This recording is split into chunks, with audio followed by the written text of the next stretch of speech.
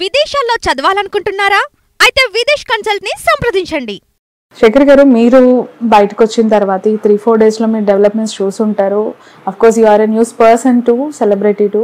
Johnny master కేసుకి సంబంధించి already మీరు ఈ యంగ్స్టర్స్ తరపున, పురుషుల తరపున పోరాడుతూ ఉన్నారు కాబట్టి ఏం జరుగుందని మీరు అనుకుంటున్నారు? ఎస్పెషల్లీ మీకు ఎప్పుడైనా అసలు ఏ రకమైన అంటే బయట మీడియా మిత్రులు వాళ్ళు వీళ్ళు చెప్పిన ఇన్ఫర్మేషన్ తప్ప నా అంతటికి నేనుగా వీళ్ళు సంపాదించిన ఆధారాలు ఇంకా ఏమీ లేవు దీనికి సంబంధించి. చూసింది విన్న దాని ప్రకారం నాకు ఫస్ట్ అనిపించింది ఏంటంటే, ఇన్నాళ్ళు లేని సడన్ గా ఇప్పుడే ఎందుకు పెట్టారు కేసు అనే క్వశ్చన్ కి ఆన్సర్ మీ దగ్గర ఏమన్నా ఉందా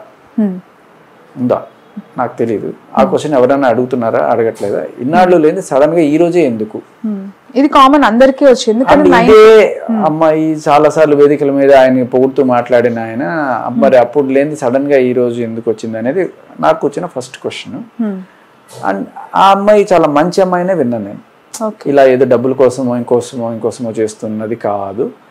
బట్ మేబీ ఆయన నుంచి విడిపోవడం కోసం చేస్తున్నదా అనే ఒక డౌట్ పెట్టారు కొంతమంది. ఒకవేళ అదే నిజమైతే విడిపోవడానికి వేరే మార్గాలు చూసుకోవాలి తప్ప, ఇప్పుడు మనకి కలకత్తాలో జరిగింది, అది అత్యాచారం, ఇలాంటి వాటిని మనం అత్యాచారాలు అన్నాం. బట్ రిలేషన్స్ లో ఆల్రెడీ చాలా రోజులు ఉండి సడన్ గా ఒక రోజున వచ్చి ఈ 376 ఇలా పెడుతున్నప్పుడు నాకు అదే అనిపిస్తుంది. అంటే అంత సీరియస్ గా ఇప్పుడు పోలీసులు తీసుకుంటున్నారా లేదా అనేది కూడా చూడాలి మనం. అంటే ఎప్పుడన్నా పోలీస్ స్టేషన్కి వెళ్ళి కొంతమంది కేసులు పెట్టడానికి వెళ్ళినప్పుడు, చూడమ్మా ఇలా రాస్తే కంప్లైంట్ వర్కౌట్ అవ్వదు, ఇలా రాయాలి, ఈ సెక్షన్స్ పడాలి, ఈ సెక్షన్స్ పడితే గట్టిగా భయం ఉంటుంది వాళ్ళకి అని చెప్తుంటారు. Which is not fair. అంటే ఇన్ కేసు అని చెప్పట్లేదు నేను, మామూలుగా ఒకవేళ జరుగుంటే ఇప్పుడు నేను ఏడిపించాడని కేసు పెట్టు, టీజ్ చేస్తే టీజ్ చేశాడని కేసు పెట్టు, అప్పెగ్గొట్టాడంటే అప్పెగ్గొట్టాడని కేసు పెట్టు, నాకు లేకపోతే నేను కొట్టాడంటే కొట్టాడనే కేసు పెట్టు. బట్ కొట్టాడు కాబట్టి అంటూ, లేకపోతే అప్పు వేసుకున్నాడు ఇవ్వలేదు కాబట్టి, లేకపోతే ఏదన్నా 4 ఫోటోలు ఏవో ఉన్నాయి పాతకు సంబంధించి అవి పెట్టి అంటూ, ఇలాంటివి ఈ కేసు అని కాదు, మామూలుగా కొన్ని చోట్ల మనం చూస్తుంటాం. ఆ సాంప్రదాయానికి ఫస్ట్ ఆఫ్ ఆల్ పోలీసులైనా లేకపోతే ఎవరైనా సరే చర్మగీతం పాడాలి. ఇది ఏంటో నాకు తెలీదు, చెక్ చేసి కానీ నేను మీకు డీటెయిల్స్. ఎప్పుడైనా కలిసారా మీరు గతంలో జానీ మాస్టర్?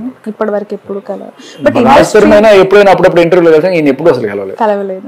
బట్ ఇది చూస్తూ ఉన్నప్పుడు చాలా మందికి ఇది ఒక ఫేమస్ సెలబ్రిటీ స్టేటస్ ఉన్న వాళ్ళని డిఫేమ్ చేయడానికి ఈ అమ్మాయి ఇలా చేస్తుంది, యాక్సిడెంటల్ గా ఇన్ని ఇయర్స్ ట్రావెల్ తర్వాత ఇప్పుడు ఎందుకు కేసు పెట్టింది, కామన్ మీరు అడిగిన ప్రశ్నే అందరూ అడుగుతున్నారు.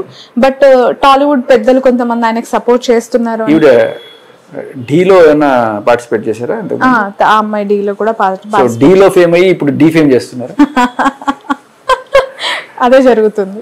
చూడాలండి. నాకంటే ఆవిడ గురించి నేను మంచిగానే విన్నాను. అండ్ అలాగే జానీ మాస్టర్ గురించి కూడా నేను ఇప్పుడు ఏదన్నా వేరే రకమైన మనస్పర్ధలు ఉంటే దాని లీగల్ సిస్టమ్ ని ఇలా తప్పుగా వాడుకోవద్దు అనేది నా అభిప్రాయం. బట్ చూద్దాం ఏముందో నాకు తెలియదు, చూసి చెప్తాను. లైక్ మీరు ఏదైతే పోరాటం చేస్తున్నారో దీన్ని ఏమని పిలవాలి? ఏదైనా పేరు పెట్టండి. పెడదాం, మంచి పేరు పెడదాం. ఎందుకంటే రాస్తారు అయిపోయింది, నెక్స్ట్ జానీ మాస్టర్, ఆ తర్వాత ఇంకెంతమంది వస్తారు, వాళ్ళందరికీ ఒక నాయకుడు కావాలి కాబట్టి శేఖర్ గారే కదా. అండ్ వన్ మోర్, శేఖర్ కి భాష అని ఎందుకు వచ్చింది? అది ఊరికే రేడియో కోసం పెట్టిన పేరు. అంతేనా? శేఖర్ దాదా అని ఉండేది ఫస్ట్, స్టేషన్ మారాక ఆ పేరు క్యారీ చేయలేక నెక్స్ట్ వేరే ఎఫ్ఎంకి వచ్చినప్పుడు బిగ్ ఎఫ్ఎం లో శేఖర్ భాష అనమాట. ఓకే, మళ్ళీ ఎఫ్ఎం కి వెళ్ళబోతారు? ఆల్రెడీ స్టార్ట్ చేశారా షో? నిన్నటి నుంచే.